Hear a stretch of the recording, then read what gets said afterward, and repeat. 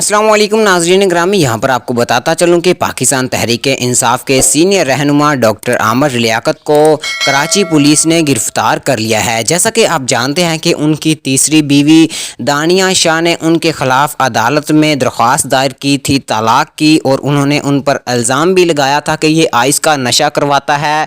उसके बाद लड़कियों को ब्लैकमेल करता है, उनकी बहरीना वीडियो बना के सोशल मीडिया पर वायरल करने की धमकी देता है और उनको शादी करने पर मजबूर करता है। दानिया शाह का कहना है कि मेरे साथ भी बिल्कुल इसने यही किया और ये लड़कियों के साथ अनगोना खेल खेलता है। नाज़रीन ग्रामी, आपको बताता चलूँ कि डॉक्टर आमर लियाकत की जो अहलिया है, उनका ये कहना था कि ये मेरे पे तशद्दुद करता है और खाने पीने के लिए कुछ नहीं देता। आपको बताता चलूँ कि उसने तकरीबन 11.5 करोड़ रुपए का इस पे दावा किया है कि एक गाड़ी, एक घर जो है इसने हक में लिखा हुआ है, लेकिन अभी तक अदालत का कोई फैसला नहीं आया। जैसे ही कोई अदालत का फैसला आएगा उसे बहुत जल्द आपके साथ शेयर किया जाएगा।